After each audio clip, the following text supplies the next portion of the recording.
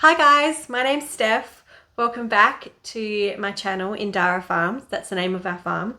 We're in the wheat belt of Western Australia and we're currently in the process of setting up a wildflower farm. So I've shown you around my vegetable garden a few times and that's more, here's my vegetable garden, we've arrived, look at what we're growing. Whereas now this is more, we're right at the beginning, we're planting our first lot of perennials and I want to take you on the full journey.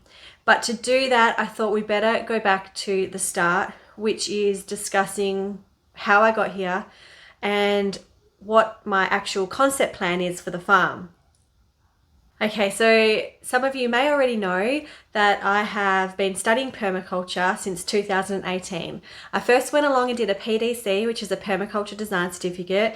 Then in 2019, I went and did the certificate 3, which is more like a trade certificate, quite hands-on, lots of study involved. And then last year, I started my certificate 4, which I'm still completing. And this year, I've dived into the diploma in permaculture. So a lot of study has gone into permaculture and designing with permaculture. So I wanted to show you what my concept drawings are, which we're going to get to in a minute, but I wanted to go back a little bit and give you how I've arrived at a wildflower farm, because I think when lots of people look at permaculture, they don't always think, oh yeah, cut flowers. They think more food forests and food abundance and veggie patches. They don't necessarily think wildflower farm. So I want to take you right back to how I've even ended up on this journey and why I've arrived at a wildflower farm. So I decided to move to the country. I've always lived in a country town, but I wanted a property where we could have some space around us. We wanted to grow our own food. We wanted to keep chickens. We wanted all the fun stuff that a lifestyle property can offer. So with that, we bought 110 acres, which is a small block of land, really, in the scheme of what's around us. They're all, 1,000-acre farmers. So this is our little slice in the middle of all of those farms. And with that, I was a stay-at-home mum, still am a stay-at-home mum full-time. And my kids are just starting to get to that age now where they're both going to be in school a bit more. And I really enjoy being a stay-at-home mum. I love the lifestyle that brings. I love being able to be here for my kids and my family, my husband when I'm needed. I get to, take care of this place. But I really was looking for something more. I wanted something for me. I wanted to run my own business. I knew that. I just didn't know what I was going to do. So with that, a lot of learning about my property and learning about my bioregion, which is a big part of permaculture, I decided that it's too hot here, during the summer months to be growing vegetables. So as much as I would have loved to have a beautiful, typical market garden, it's just not practical here. We would need too much water to pump into that to have that being a sustainable option. So I kept looking. I've had lots of conversations with lots of people, including my own educators, and I kept poo-hooing wildflowers because I was like, well, that's not really permaculture, is it? That's not growing food for my community. But my educators, assured me, no, look into it a bit further. So I did. And wildflowers really suit our bioregion because a lot of the wildflowers that you buy as cut flowers are endemic to our area. Now, the more I researched, the more I realized how many of those are actually imported from overseas. They're grown in monoculture systems, they're sprayed with a lot of chemicals, they have to be when they come through our biosecurity controls. It's crazy. And they're shipped all over the world. Like, just the emission costs of those alone blew my mind. Because to be honest, I'm not actually a flower purchaser. I don't buy cut flowers. I grow them myself, or maybe for the very rare special occasion where it's someone's birthday and I want to send them something, or, a get well bouquet, I would buy them. So how come flowers all of a sudden? Well, they suit my bioregion. I want to provide local people a local option, definitely spray free and not using any chemicals. A lot of our local florists have to travel over 100 kilometres to Perth to get their flowers from. So if I can provide a local, sustainable, spray-free, chemical-free, naturally grown option, then I want to be that person. Also, I'm not just looking at fresh cut flowers, I'm definitely keen on drying them because dried flowers are making a huge comeback, and now that I can see a lot of value in because I myself would purchase a dried flower arrangement knowing that it's going to last, months if not years. I'm also naturally a very creative person, so I love the idea of diving into learning about floristry and the art and the design of that. So that's just a very brief basic overview of how I've arrived at Wildflowers. Let's now have a look at my design and how that's going to work in a permaculture system for our cut flower farm. Okay, so I do have a few designs here on my desk that I want to show you through. I'm going to show you basically what I'm going to be focusing on today is our cut flower farm, which is very specific. So it's not an overall permaculture design, but I wanted to show you what that kind of looks like and then how I work it and go very specific, because a lot of these things need a lot of detail. So I like to focus in on that and give that detail. Okay, so I apologize because this is probably not going to be the best filming of your life, but hopefully you can stay with me. So this was my first ever permaculture design. This is what I did on my permaculture design certificate course. So that's the 2-week full-time course that I did. And this is roughly an overall rough idea of where I wanted things. So it also includes things like, which way's north, east, south, west. That's the sun arc. It's got where my strong winds are coming from. It's got access ways. It's got a little bit on the paddock side, but it's mainly around the house. So this is like an urban design that I did. Now, if we just zoom in here, that's basically my details for the vegetable garden. I knew where I wanted it, so I popped it in on the plan. But let's have a look at what my vegetable garden actually ended up looking like. As you can see, it's a little bit more detailed than just this rectangle that was thrown in there. So this is much more in detail, and this is what you would call a working drawing. It's got so much information on here from, if the trees are deciduous, if they're fire retardant, and I've drawn out to scale all the veggie beds that we were going to build. So that's just a quick overview of, say, the vegetable garden. And let's have a look now at the pretty or the artwork that comes with that.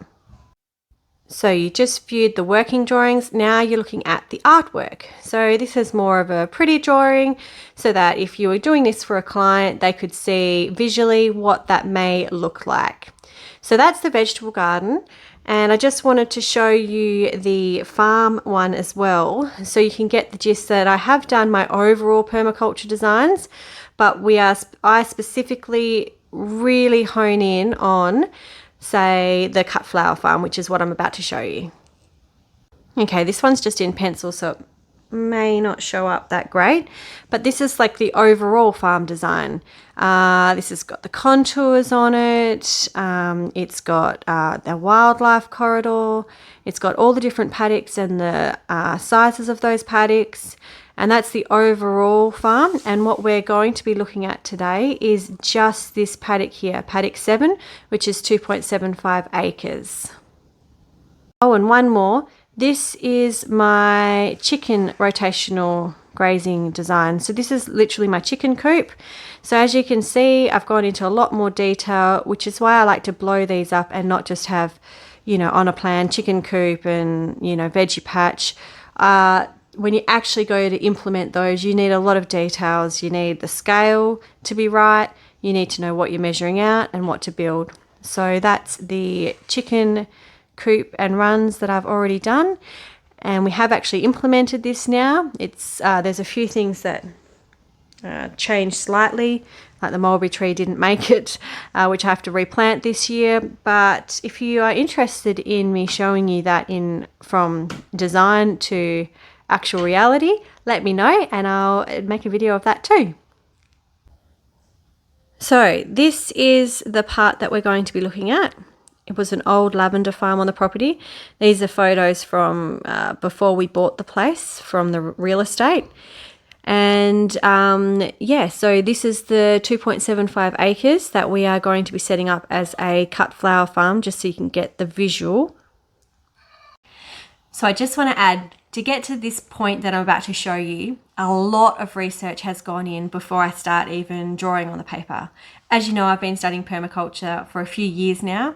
So I've done my bioregional analysis. I know exactly what suits my region, what our soil types are like, what's going to grow well here, what our climate, rainfall is. But then I've also done research around each individual plant. So I've made shortlists, you know, what grows, what doesn't. If it's a rainforest one, it's not going to grow here, so I'm not going to plant it. Every single element that is on this design has had what is called an element analysis. So basically you research what the growing conditions are, what maybe a permaculture guild might suit it. So for an example, say I'm growing an acacia, which is a wattle. Sandalwood is a hemiparasitic tree, and that actually grows with acacias, so that might be a permaculture guild that I could include in my design. So much research has gone in. I don't want you to think that I've just arrived at, here's my concept and here is my working drawings. There is, you know, 100 pages worth of documents that I've done up before I've even gotten to this point.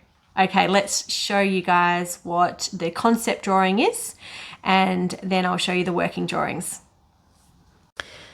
Okay, so this is the concept drawing. So the concept drawing is basically a plan that doesn't have to be to scale. It's just to get your ideas down on a piece of paper so that if you were presenting this to a client, you could then go with your ideas and get some feedback before you go into the detailed working drawings. So let's work through this concept plan together. As you can see, the block is of a rectangle shape. Now the whole block is 2.75 acres, but I've halved it. So just to begin with, stage 1, you can call it, we're doing half the block, which is roughly 100 meters by 50 meters. So that's what we're looking at here. On the outside, I've decided to do like an open woodland sort of growing space. That's how a lot of these natives are growing naturally in the environment. So I'm mimicking nature in that respect, and I'm planting a woodland lot all around the outside. Now, what that also does for me is helps, you know, slow down those extremely strong winds that I get. I get strong winds from just about every angle. So this is what we do in our permaculture classes. We get these A3 sheets, and in this example is our wind angles. So north is facing, as you can see at the top there, over there. And this is my north for the winds. So I get really strong easterlies, I get southerlies, I get west, west-northwest, extreme winds. So by planting this all the way around the outside, that's going to help shelter these annuals. And remember, these are plants that actually grow here. So they're going to, a lot of those are naturally windbreak plants. A lot of wattles, some of the eucalyptus, some of the shrubby plants that I'm planting, like the banksias, will handle those winds. Now, there are some that don't like the winds. So when you actually go to the working drawing, I'm going to be thinking about that. I'm going to be thinking, okay, so, you know, this specific plant wants protection from winds. What can I plant around it that doesn't mind and can act as a windbreak for those plants? So as you can see, I think I've written on that, some of our wind speeds have been between 54 and 115 kilometers an hour winds. That's extremely fast. So the concept plan. So we've got the woodland around the outside to protect the annuals that are growing on the inside. Now I'm thinking 10.5 meters by 25 meter beds, and each one will have a different season's crop in it. So spring can be planted up here. We'll keep the summer warm ones closer to the house because they're going to need water the most, and the perennial bed as well. And we've got a cool bed over here. Now, what's these funny little brown piles here and these funny looking things? They're chickens and they're compost piles. So the plan is we want to make all our own compost on site, and we want to use chickens in the system to clean out the old bed, to add new fresh compost piles that they can work through for us and scratch through. They'll help, aerate it. They'll pick out weed seeds. They'll help add their own fertilizer to it and really get some hot compost happening really quick for us. To do that, we have gone and purchased a horse float, and very old horse float that we are going to do up as a mobile chicken tractor. And to keep them in, we are going to get some poultry electric fencing for each bed, because they're not going to be through here. They're not going to want to go through here because their manure doesn't suit these trees and shrubs that are growing here. Okay, sorry, I got interrupted by a phone call. But so chickens will work through the 25 meter beds except for the perennials. The perennials, I might just let them in there to, peck around and clean up any pest issues that we're having. Woodland around the outside. These ones here are for, ones that I do want to plant in rows, but they'll be perennials as well. And so that's the concept design. So now we go to the actual working drawings, which is this one here. So this one here is all the scientific names listed, where they are going to be planted specifically, and this is to scale. You always include, which way is facing north on there, your access ways, and I've also included like the meters, what the scale is. So this is 0.25 millimeters equals 1 meter. So this is quite a large block, and this is on an A3 piece of paper. And that is my working drawing.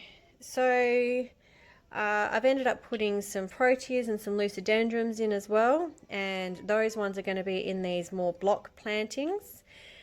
The reason being for that is they don't like the exact same soil conditions as the natives. They like it slightly more acidic, so if I feel like I need to add something to the soil, I can do that because they'll be in their own, block plantings. I've got spring and summer annuals going in here, the perennials, autumn and end of summer for winter plantings, and obviously the chickens will just be in the beds where we aren't growing, in between the seasons. So I hope that makes sense. I hope you got something out of that. I know it's really hard for me to show you working drawings on my phone, which is what I film with, and make that make sense, but hopefully that does make sense. And going forward, as we start to plant, you can understand what I'm planting and what the overall vision looks like as we get into it. So if you want actually the details of what I'm planting specifically, please feel free to leave a comment and I can do a video on that. I am going to share with you, as we buy in different perennials, what I'm planting out and those perennials going out, and I might do a bit of an explanation of why I've picked them, if it's for flowers or foliage or filler, if it's for habitat, windbreak, all of those things. And I will definitely share that as we do it. But in the meantime, if you like this video, please feel free to like and subscribe if you'd like to follow our journey. And thanks so much for watching. Oh, look at all our beautiful plants going in this week. Exciting.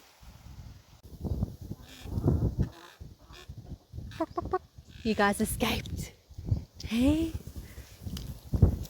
Gonna make it work? You're like a little forest chicken. Hey?